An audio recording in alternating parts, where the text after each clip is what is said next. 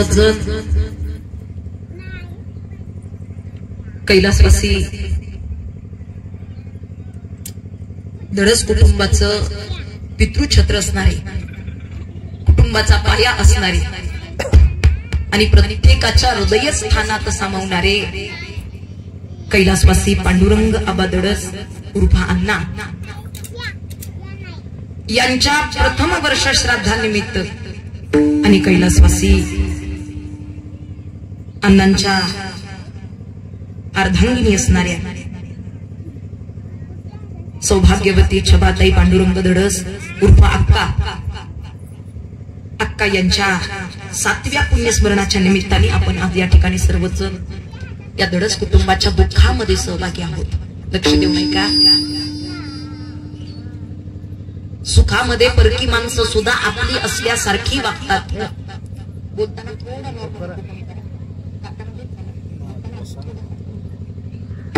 सुखामध्ये परकी माणसं सुद्धा आपली असल्यासारखी वागतात, मात्र दुःखामध्ये आपली माणसं सुद्धा परकी होऊन जातात. हा फरक आहे. पण कदाचित जर या ठिकाणी आज या धडस कुटुंबाच्या दुःखातही एवढा जनसमुदाय उपस्थित राहत असेल तर मला वाटतं ही केलेल्या कर्माची पोचपावती आहे. याच्यापेक्षा वेगळी श्रीमंती काय सांगावी?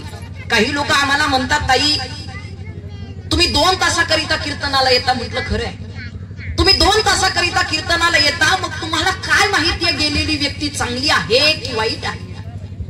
तुम्हाला कसं कळतं ती व्यक्ती चांगली होती की वाईट होती जे की कीर्तनात तुम्ही तिच्याबद्दल चांगलं बोलता? काय माहिती तुम्हाला? तुमचा काही आधीचा परिचय? म्हटलं नाही.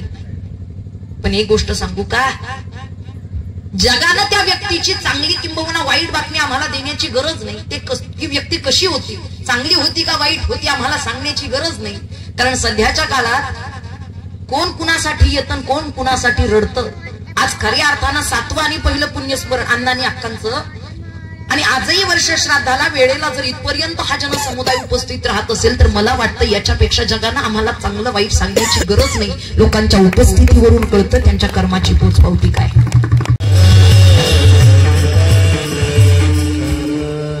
निश्चितच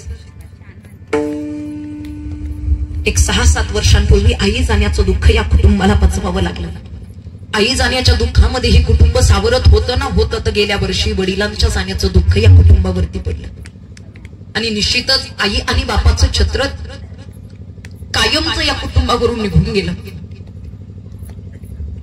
जग जावं पण लेकरांची आई जाऊ नये असं म्हणतात. जग जावं पण लेकरांची आई बाप जाऊ नये असं म्हणतात. कारण अख्ख्या जगात ताकद नाही जेवढी आई वडिलांच्या प्रेमात, आई वडिलांच्या मातृत्वात, आई वडिलांच्या कष्टात आहे. अख्ख्या जगात एवढं वात्सल्य नाहीये जेवढं आई वडिलांच्या अंतःकरणात आहे. त्या दोन्ही लेकरांना जरा मागे घेऊन जावं मागे घेऊन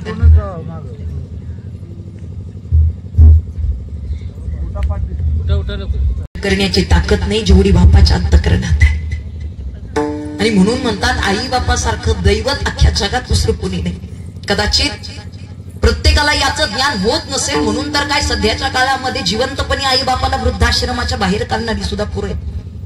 आपण अशा काळामध्ये जगतोय आजी, आपण या कलियुगामध्ये जगतोय ज्या काळामध्ये जिवंतपणे आई बापाला लाथा मारून घराच्या बाहेर हकलणारी मुलं सुद्धा याच काळात पाहतोय.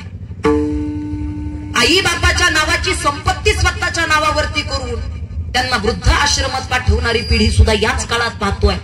आणि खऱ्या अर्थानं आई वडिलांचे कष्ट लक्षात ठेवून, आई वडिलांचं स्मरण करून आज आई वडिलांचं वर्ष श्राद्ध करणारी धडस कुटुंबासारखी मुलं सुद्धा याच काळात पाहतोय. मला वाटतं हे कोण्यातरी जन्माचं पुण्य असलं पाहिजे. कारण अशी भक्ती असा परमार्थ घडण्याकरिता आजी अनंत जन्माचं सुकृत चांगलं असावं लागतं. बहुत जन्माचं बहुत सुकृताची जोडी म्हणून विठ्ठली आवडी. नाही तर कोणाच्या घरी भजन घडावं, कोणाच्या घरी पुण्यस्मरण घडावं. 4-4, 5-5 मुलं असून सुद्धा कोर्टात केसेस चालू आहेत आई बापाच्या विधी करिताची की मी दशक्रिया केला तर तू 13वा का नाही करावा, तू 13वा केला तर मी दशक्रिया किंवा वर्ष श्राद्ध करेन अशा बस. परंतु आज आई वडिलांचे कष्ट आणि आई वडिलांचे संस्कार आजही या धडस कुटुंबात, आज या मुलांमध्ये त्यांची मुलं श्री सुरेश पांडुरंग धडस आणि त्याचबरोबर आपल्या गावचे खऱ्या अर्थानं समाजाची सेवा करणारे म्हणजे आई वडिलांच्याच विचारानं प्रेरित होऊन निश्चितच समाज सेवा करणारे सरपंच, तसेच माझे सरपंच आणि समाज सेवा करणारे डॉक्टर अजित पांडुरंग धडस, त्याचबरोबर त्यांच्या दोन्ही मुली या ठिकाणी राजश्रीताई मारुती राजगे, तसेच त्या ठिकाणी सौभाग्यवती सिंधुताई सदाशिव वाघमोडे आणि सर्वच त्यांचं कुटुंब, मोठा परिवार, त्यांची नातसून असेल, त्यांची नातवंड असतील, मोठा असा परिवार. आणि खऱ्या अर्थानं सर्व परिवाराला या आई वडिलांच्या जाण्याचं फार मोठं दुःख आहे. दुःख एकाच गोष्टीचं आहे की कुठेतरी सुखाचे दिवस चार आलेले असताना हालाकीच्या काळामध्ये आई बापानं प्रपंच केला, हालाकीच्या काळामध्ये त्यांनी कष्ट करून दिवस काढले, ज्या काळामध्ये पोटाला पोटभर मिळत नव्हतं अशा काळामध्ये त्यांनी कुटुंब वाढवलं, जगवलं, घडवलं. पण आज कुठेतरी सुकाळ आला असताना, कुठेतरी दोन घास सुखाचे बसून खायचे दिवस असताना अचानकपणे त्या ठिकाणी त्यांना जावं लागलं. या गोष्टीचं दुःख कुटुंबाला आहे. या जगात आता त्यांना आईबाप पुन्हा प्राप्त होणार नाही. सोडून गेले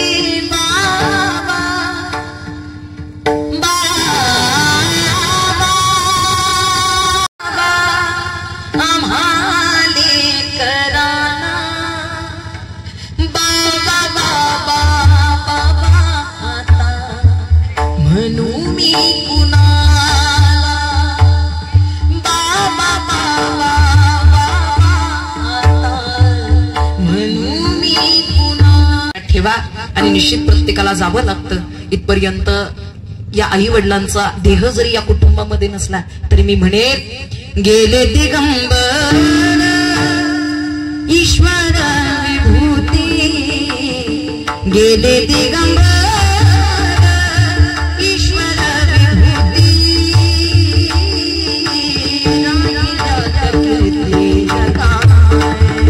जगा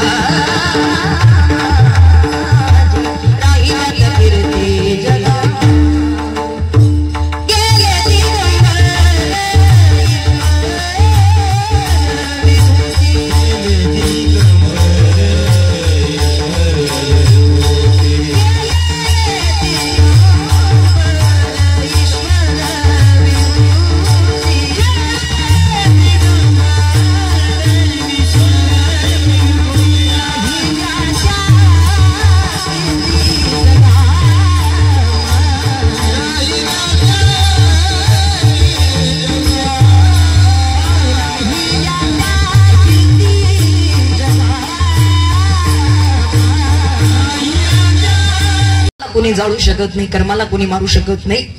संत आपल्याला याचं ज्ञान देतात. तुका म्हणे एका मरणीची सरी पण उत्तमची उरे कीर्तिमा घे. आणि म्हणून या कर्मावरती आजही आई वडील जिवंत आहेत. निश्चितच वर्ष श्राद्धाचं पुण्यस्मरणाचं निमित्त आहे आणि कीर्तनाचं आयोजन आहे. लक्ष देऊ नये का हे कुटुंब कुलाचा उद्धार करण्याचं काम करतायत. जर कोणी आता प्रत्येकाला हे सगळं पटत नाही बाबा. काही लोकांना आता हे ज्ञान विज्ञान वाढलं, आधुनिकता वाढलेली आहे. काही मुलं म्हणतात काय म्हणले कीर्तन भजन प्रवचन काय वर्ष श्राद्ध, गेलेला माणूस गेला आणि त्याच्या पाठीमागे हा सगळा पसारा, काय म्हणते पसारा घालण्यात काय अर्थ आहे? पसारा अरे बाबा नसेल तुला करता येत तर करू नको, पण किमान ज्या धार्मिक कार्यानं ज्या संस्कृतीनं आपला धर्म टिकला जातोय त्याला नावं तरी ठेवू नको. नाही नाही आपल्याला हे सगळं पटत नाही, ठीक आहे आपण हे सगळं करत नाही असं काही पटत नाही. अरे जो अमान्य करून इथपर्यंत ही सेवा आणि इथपर्यंत खऱ्या अर्थानं हे व्रतविधी करत नसेल त्याच्यावरती कुलभ्रष्टाचं पाप लागतं. लक्षात भगवंतानं आपल्याला जीवदान दिले, लक्ष देऊ नये का? भगवंताचा आपल्यावरती उपकार आहे. भगवंतानं जीवदान दिलेलं आहे, त्यामुळे त्याचं चिंतन करणं हे जीवनात आपलं कर्तव्य असलं पाहिजे. त्याची प्राप्ती करणं ही आपल्या जीवनाचं साध्य असलं पाहिजे.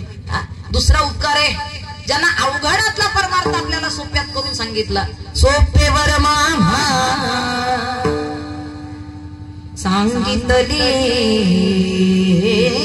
संती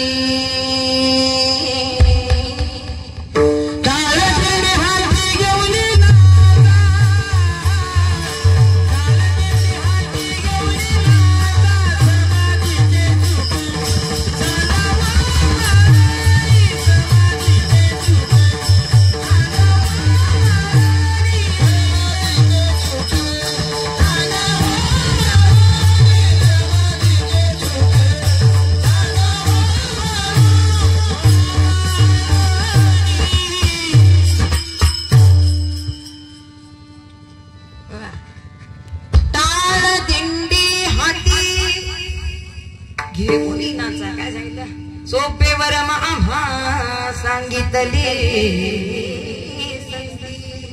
टाळ धेंडी हाती घेऊनी नाना समाजे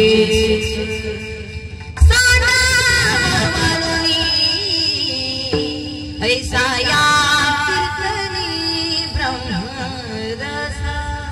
फार सोपं कृपादान केले संतीन कल्पांती सरेना संतांनी आपल्यावरती कृपादान केलं हा संतांचा आपल्यावरती उपकार आहे आणि खरी अर्थानं आई बापानं आपल्याला देहदान दिलेलं आहे हा आई बापाचा आपल्यावरती उपकार आहे आणि वर्ष श्राद्धाचं कीर्तन हे तिन्ही उपकारातून उतराई होण्याचा प्रयत्न केला जातो की इथे भगवंताच्या चिंतानं भगवंताच्या उपकारातून उतराई होण्याचा प्रयत्न आहे इथे संत विचारांचं आचरण ऐकल्या कारणानं संतांच्या विचारातून उतराई होण्याचा प्रयत्न आहे आणि आई वडिलांच्या प्रित्यर्थ केलं जाते म्हणून आई वडिलांच्या उपकारातून उतराई होण्याचा प्रयत्न आहे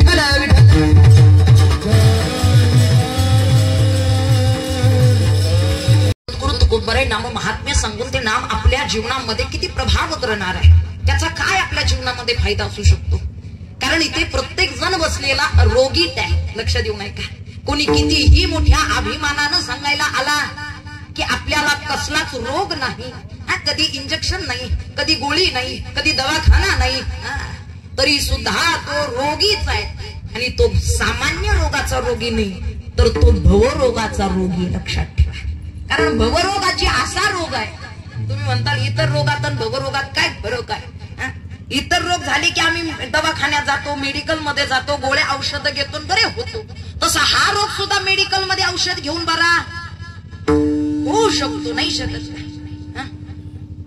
होऊ शकेल का भवरोग एवढा सामान्य नाही बरं का सामान्य रोगांमध्ये भवरोगामध्ये फरक काय अगदी छोट सांगते सामान्य रोगात आणि भवरोगात फरक आहे आजी इतर रोग जन्माला आल्यानंतर होतात आणि भवरोग झाल्यानंतर आपला जन्म आहे नाही कळालं काय बरं तुम्हाला कळेल असं सांगते डोकं कधी दुखतं डोकं जन्माला आल्या बरोबर डोकं आलं म्हणजे डोकं दुखणार आहे ना डोकंच नसेल तर काय डोकं दुखेल बिना डोक्याला काय डोकं दुखेल डोकं म्हणून दुखतं आता जन्माला आलं की मग डोकं दुखणार पोट कधी दुखतं शेजारच्याचं भलं असं काही नाही असं काही आपल्या जन्माला आल्यानंतर पोट दुखतं बरोबर आहे इतर सगळ्या व्याधी या जन्माच्या नंतर आहेत पण भवरोग झाल्यानंतर आपला जन्म आहे हा भवरोग आहे आणि भवरोग कसा आहे सांगू का आपल्या शरीरामध्ये 72,000 नाड्या आहेत बाबा आणि या 72,000 नाड्या म्हणजे 72,000 रोग आहेत कारण प्रत्येक नाडीचा एक एक रोग सांगितलेला आहे प्रत्येक नाडीचा एक एक रोग सांगितलेला आहे अजून तर फार कमी रोग पाहिले ते कोरोना फिरून फार सामान्य झाले अजून भले भले रोग यायचे बरं काय 72,000 रोग सांगितलेत पण भवरोग या 72,000 रोगांमधला सुद्धा रोगाचा बाप असणारा भवरोग आहे पण संत सांगतात बाबांनो तुम्ही टेन्शन घेऊ नका घाबरू नका खरंच हा भवरोग जरी किती मोठा असला ना तरी त्याच्यावरचं औषधही तितकं जालीम आहे कारण ते औषध घेतल्याबरोबर तातडीनं फरक पडतो बरं का त्याला दुसरी तिसरी कुठे जायची गरज पडत नाही ब्रह्मरस घेई काढा आणि त्याने पिढा भारेल प्रत्येकाला त्या भवरोगानं ग्रस्त केलेलं आहे दुःख जे काही आज आपण हे प्रत्येकाच्या हातामध्ये एक साधन असलं पाहिजे जे साधन आपलं कलियुगामध्ये उद्धार करणार आहे कलियुगी उद्धार हरीच्या नामे ते साधन फार सोपं आहे ते औषध फार सोपं आहे पण काही काही लोकांना कळेपर्यंत आयुष्य निघून जातं बरं काय 100 वर्ष निघून जातात पण देवाचं नाव मात्र मुखात येत नाही अहो तुम्ही धन कमवा ज्ञान कमवा पद पैसा कमवा श्रीमंती कमवा पण रामकृष्ण हरी मुखात नसेल काडीची किंमत नाही तुमच्या पदाला आणि धनाला काय किंमत आहे भगवंताचं चिंतन आपल्या मुखात नाही तर किंमत काय कारण सध्याच्या काळात सध्याच्या युगात उद्धारण्याची ताकद साधनात सोपे नाम हे केवळ साधनात सोपे नाम हे केवळ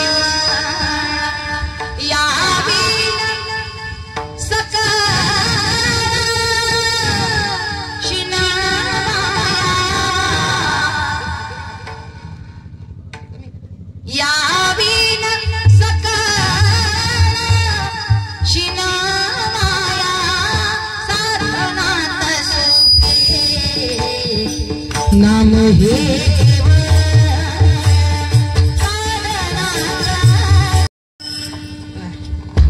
साधनातलं सगळ्यात सोपं साधन म्हणजे भगवंताचं चिंतन आहे. बाकीची काय साधन?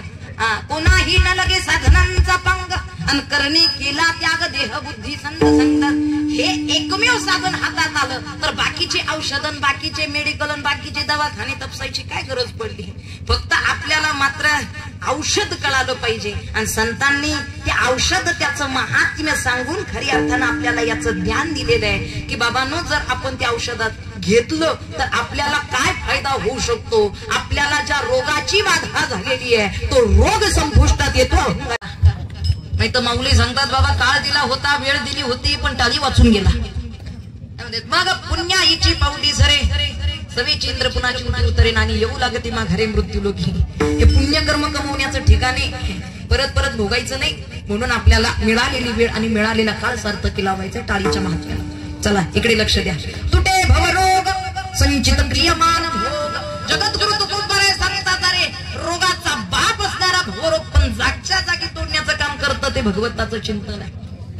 हे औषध आहे, ही ताकद आहे त्याच्या नामस्मरणाची. इकडे लक्ष द्या. या सेटिंगची सेटिंग करून घ्या एकदा पटकन. पटपट पटपट पुढे सारख्या भोजन. त्यामुळे दोन्ही गोष्टी सात्विकता असली पाहिजे बरं का. सात्विक आहार, सात्विक विचार, सात्विक आचरण, सात्विक परमार्थ झाला पाहिजे जीवनामध्ये. आणि जगाला दाखवण्यासाठी नाही, आपण आत्म अनुभवाकरिता, आत्मसुखाकरिता परदर्शने लक्षात ठेवा. आत्मदर्शनाकरिता. नाही तर काही काही ठिकाणी प्रपंचाचंही प्रदर्शन, परमार्थाचंही प्रदर्शन. एके ठिकाणी चहा घ्यायला गेलो, सहसा जात नाही, गेलो, ते म्हणजे ताई या चहा घ्या. हातामध्ये चहा दिला, बसलो, ताई हे किचन बर, हे बेडरूम बर, हे देवघर बर, हे गॅलरी. हा गंज आहे. तसं माणसाला दुसरं कोणी संपवत नाही, माणसाला संपवतो त्याचा अहंकार आहे. कोण संपवायला मोकळे? जगाला दुसरं कोणी उद्धारही जग करू शकत नाही, तारूही शकत नाही, जग मारूही शकत नाही. जगात एवढी ताकद नाही. आपल्या कर्मावरती विश्वास ठेवा. आपलं कर्मच आपल्याला उद्धारतं. जे जयाचे कर्मसूत्र मांडून ठेविले स्वतंत्र, तो त्याची गतीशी पात्र होण्याची लागे. त्यामुळे कर्मावरती लक्ष द्या, जगाकडे इतर गोष्टींकडे लक्ष नाही. तर खऱ्या अर्थानं आपलं कर्म चांगलं करा. आणि उग कर्म चुकीचं आहे तर काय स्वर्गाच्या अपेक्षा, काय सुखाच्या अपेक्षा? पेड़ बोए बबूल के तो हम कहां से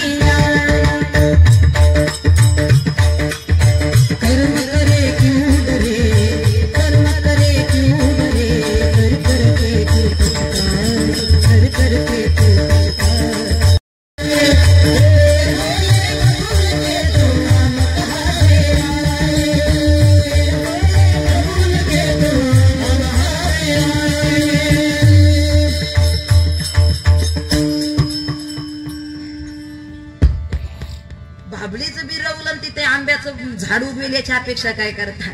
चांगलं कर्म असेल तर तेच चांगलं कर्म आपल्याला फळ प्राप्त होत असतं. त्यामुळे जेवढं चांगलं करता येईल, अहंकाराच्या विरहित जीवन जगा. कारण हा मीपणाच माणसाचा सगळ्यात मोठा शत्रू आहे. आणि कधी ना कधी तरी हे सगळं संपणार आहे. म्हणजे जे काही आपण सौंदर्य, धन, संपत्ती, ऐश्वर्य जे काही प्राप्त केले, सगळ्या गोष्टी संपणार आहेत. त्यामुळे अभिमान मात्र कशाचा धरू नका. चढता सूरज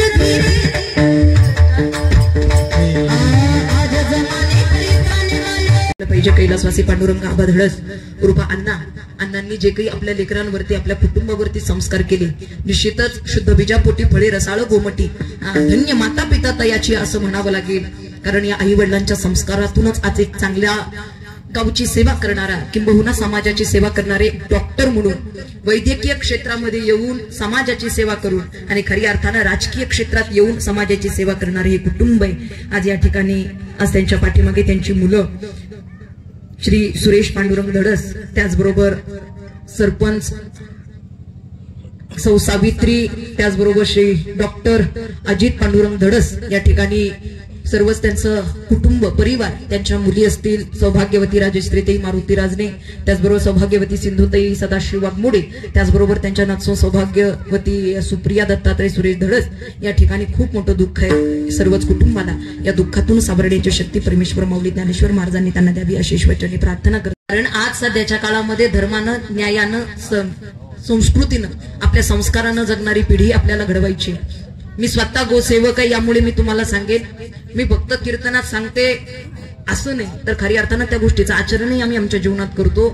मी स्वतः गोसेवक आहे. भोर तालुक्यामध्ये रुक्मिणी खिलार गोशाळा या नावानं आमची वैयक्तिक गोशाळा आहे, ज्या माध्यमातून जातीवंत खिलार गाई आणि जातीवंत मोठ्या मापाचे खिलार वळू बैल त्यांची आम्ही सेवा करतोय. आणि उपस्थितांना सुद्धा विनंती करेन, एक तरी खिलार गाई आपल्या घरी असावी आणि तिची सेवा आपल्याकडून घडावी, कारण गाई ही आपली दुसरी आई आहे एवढं ध्यानात ठेवा. त्यामुळे निश्चित जेवढं चांगली सेवा या ठिकाणी करता येईल तेवढी करा. जिल्हाध्यक्ष आपल्या या ठिकाणी उपस्थित झाला, पितवडी गावचे माजी सरपंच आदरणीय आणि या दरस परिवारावर नितांत प्रेम असणारे सर्वच या पंचक्रोशीतील त्यांचे सर्व शुभचिंतक